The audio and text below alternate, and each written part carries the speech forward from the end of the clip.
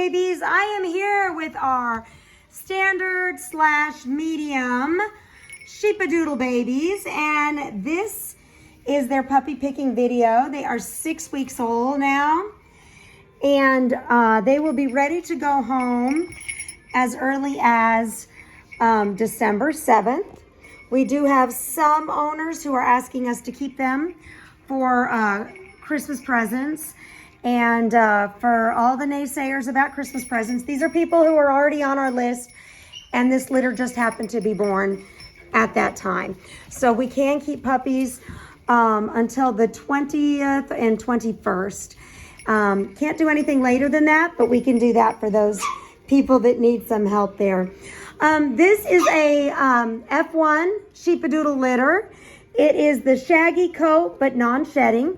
And I have, this is a litter of 5 girls and 1 little boy. Just 1 little boy. Yeah. So I'm going to just show everybody.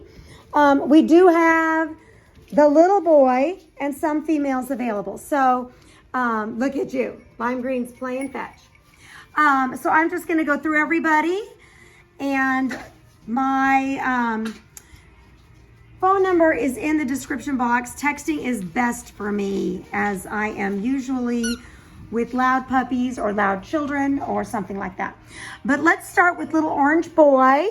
Here is orange collar boy, and he's got some beautiful white markings, and of course the tip of the tail. He's got white boots in the front and little white booties in the back. Yes, he is very sweet. He's the smallest of the litter. And he's very sweet, very calm, just a gentle little soul.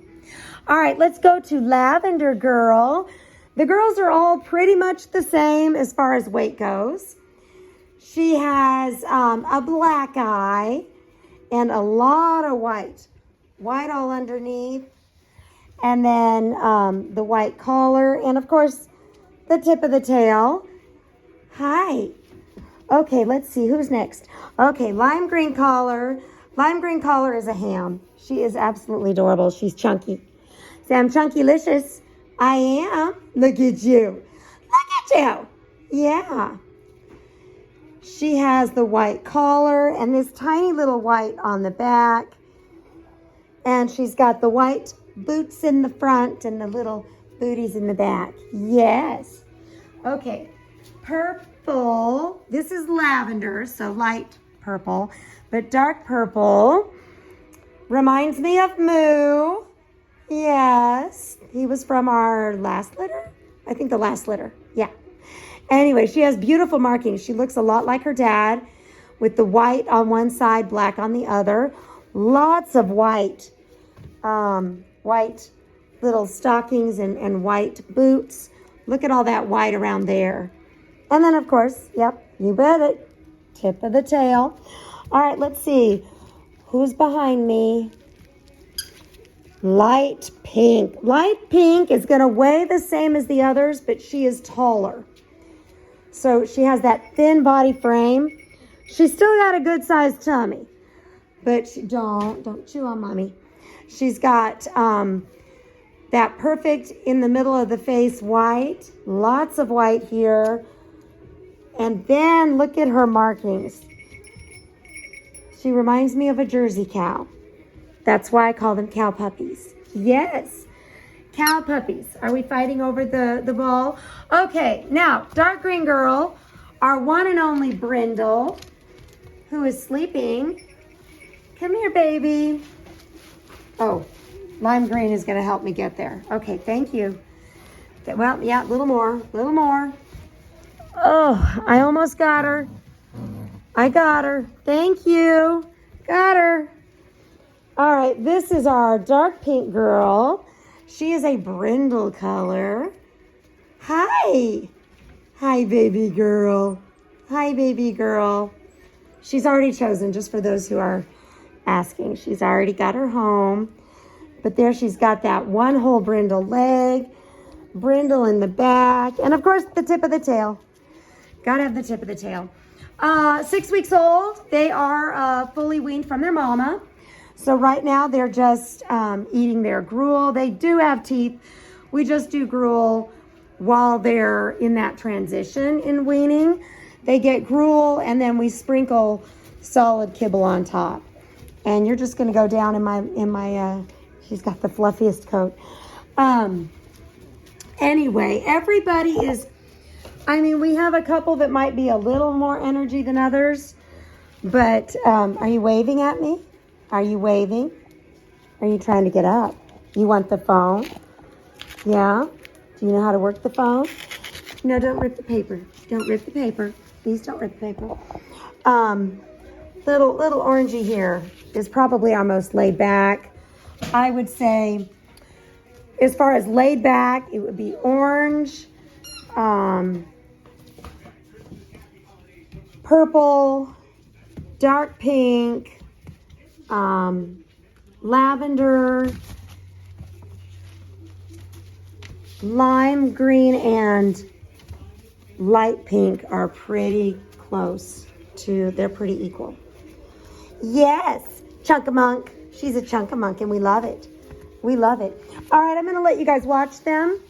And they, like I said, feel free to contact me. My information is in the description box. And they're just some awesome dogs. We've mixed a herding dog with a poodle for non-shedding. They're very smart, very personable, do very well with children. All of them need training. And that's what they're going to start here. But we recommend training. I recommend the best bang for your buck is to wait until they're about 5 months old. About 5 months old or 6 months old. By that time, your males are all neutered, your females are spayed. So, you know, get your females spayed. They need to be spayed before their first cycle, which happens at 6 months. I don't care what the vets say about bone plate growth. Their bones are going to grow just fine. They're not going to have any problems with their skeletal system. It is going to be just fine. If you do not, and I sometimes just want to take some vets and just smack them a few times. That's the mood I'm in right now. I've been doing this a lot longer than most vets. Our older vets understand. Our trainers understand. I don't know. Vets, you need to think of a few things. If you're a vet, listen to me.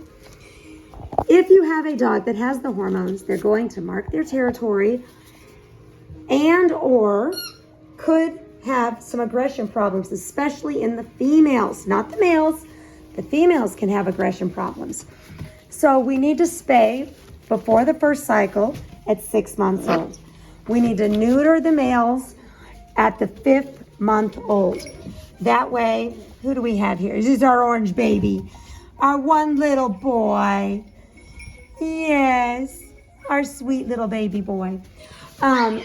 Do that, and you're not going to have marking. You're not going to have aggression. After you do that, then go ahead and go out for some professional training. Or you can go ahead and do some online courses. But training is important. You need to correct them when they're young. You need to show them what is and is not permissible. They don't know. They're puppies. They're just being puppies. They don't know what you want them to do until you tell them what you want them to do. And we do that by discouraging bad behavior and encouraging good behavior. We do not punish. We do not harm. But we do something startling to imprint on the brain so that they never do those actions again. And we reward them when they do good behavior. Listen, they love rewards. They just want your love and acceptance. 1, 2, 3, 4, 5. And who's behind me? Light pink?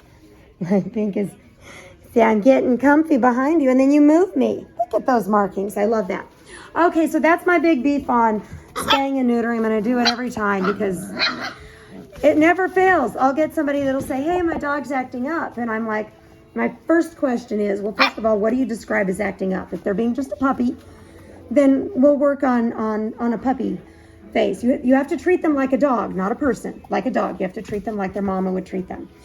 And my next question is, when were they spayed or when were they neutered? And it never fails. They were, well, my vet said to blah, blah, blah, or my vet wouldn't do it. It's your dog. You are the owner. You paid for this dog. Tell your vet that this is what the breeder says must happen for the best outcome. Your dog is still going to live a good, 14, 17 years. And you don't want that time to be with potty all over the house or having to deal with a difficult dog. Is the vet going to come and replace your carpet? Is the vet going to come and deal with the temperament training and things like that? No, they're not. They're not going to do that at all. If after hearing your desire and your breeder's recommendation, they don't do it, find a new vet. You don't want a vet that's not going to do what you need done. This is not a life or death situation. This is not anything that is going to harm your dog in any way, shape, or form. So do it. And vets, I encourage them, a lot of times once they hear my spiel, they change their tune drastically. For instance, Midlothian Veterinary Clinic. All of our favorite veterinarians have retired from there or are no longer there.